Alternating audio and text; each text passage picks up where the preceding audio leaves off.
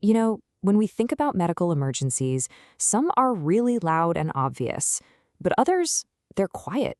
They build up until it's almost too late. Today, we're diving into one of those silent killers, hyperglycemic hyperosmolar state, or HHS. It's a condition where high blood sugar spirals into a catastrophic failure of the body's entire system. So picture this. You're in the ER. An elderly patient is rolled in, and they're just not there. They're profoundly confused, barely responsive. Their vitals are all over the place. And a quick finger stick for their sugar, it just reads high. The lab calls back, it's 950. This isn't just a number. This is a 5-alarm fire on a metabolic level, and the clock is ticking. So what is this crisis we're looking at? It's hyperglycemic hyperosmolar state. Let's just break down that name real quick. Hyperglycemic, that's the crazy high blood sugar. Hyperosmolar, that means the blood has become dangerously thick and concentrated. But here's the kicker. This all happens with very little acid buildup. And that lack of acid is the key thing that separates HHS from its more famous and often confused cousin, diabetic ketoacidosis, or DKA. So, how in the world does a person get to this point? Well, this isn't something that just happens overnight.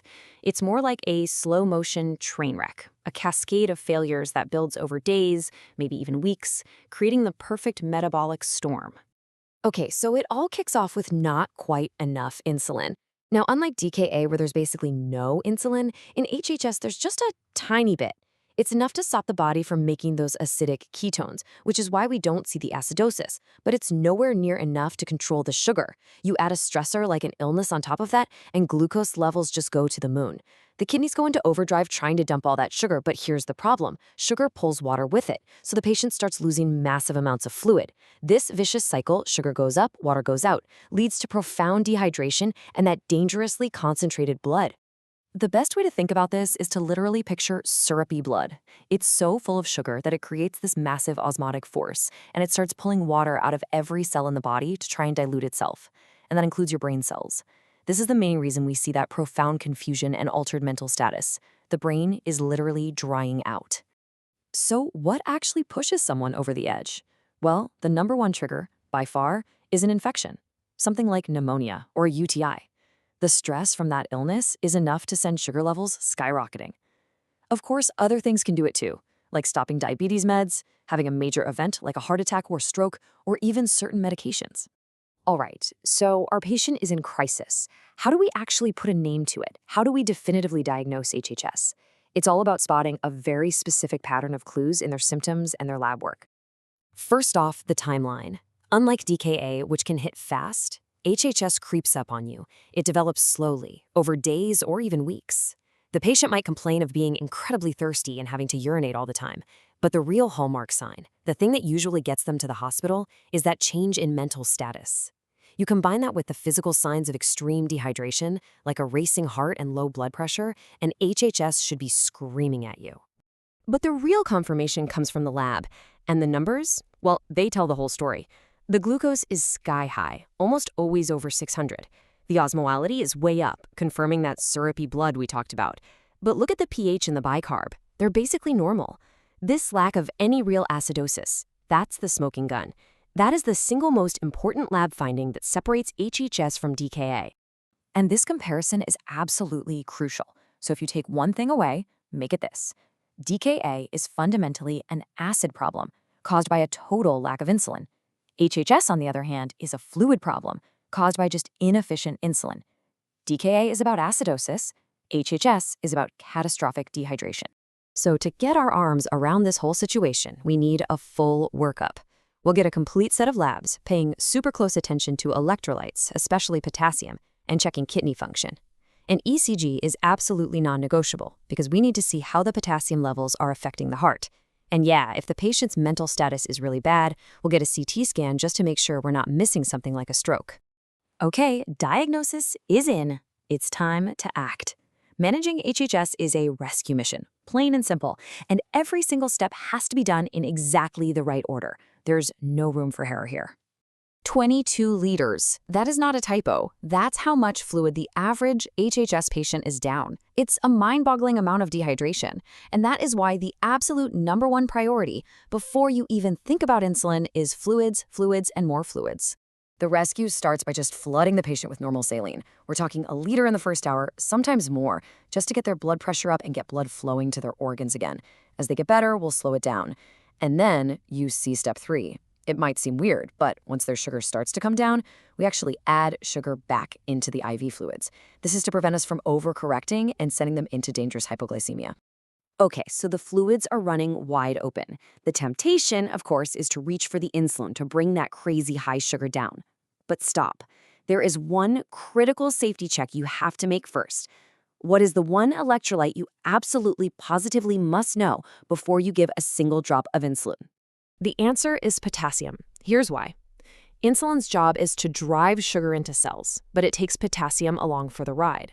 So if the patient's potassium is already low and you give them insulin, you could drop it to a level that causes a fatal heart arrhythmia. So the rule is simple and it is non-negotiable. If the potassium is less than 3.5, you hold the insulin and you give potassium first, period. And that right there is why the ECG is so vital. It's like a real-time window into what potassium is doing to the heart. Now, you might see peaked T waves like this if potassium is high, but more importantly, it can also show us signs of low potassium, which is our biggest fear before we start that insulin drip. It's a critical piece of the safety puzzle. So once the fluids are pouring in and we've confirmed the potassium is in a safe range, then we can finally start a gentle insulin drip. And notice how low that dose is. The goal here is absolutely not to crash the blood sugar. We want a slow, controlled decline. If you bring the sugar and the osmolality down too fast, you risk causing the brain to swell, a devastating complication called cerebral edema. Slow and steady wins this race every time. All right, so we've pulled the patient back from the brink. The immediate crisis is starting to resolve, but we are not out of the woods yet. We have to stay vigilant for complications from the treatment itself, and we need to start thinking about what comes next. Managing HHS means intense ICU-level monitoring. We're checking their sugar every hour. We're checking their electrolytes every few hours. We are watching that rate of correction like a hawk to make sure we stay in that safe zone. And because that syrupy blood puts them at a super high risk for blood clots, we almost always start them on a blood thinner like heparin to prevent that. Honestly, treating HHS is like walking a tightrope. As you can see here, every single thing we do carries a risk. Too much insulin leads to hypoglycemia. Insulin itself causes hypokalemia. Too much fluid can overload the heart. And correcting too fast can cause that deadly cerebral edema. Every single move is a careful balancing act. And this is exactly why we're so careful. The reported mortality rate for HHS is somewhere between 5 and 20%. This isn't just some lab value you fix. This is a truly life-threatening emergency. A lot of that high death rate comes from whatever illness triggered the HHS in the first place, on top of just how sick and dehydrated these patients are when they arrive. Now, to really put that number into perspective, let's compare it to DKA again. The mortality for HHS is dramatically higher. It can be up to 10 times greater than for DKA. And a big reason for that is that HHS tends to happen in older, sicker patients.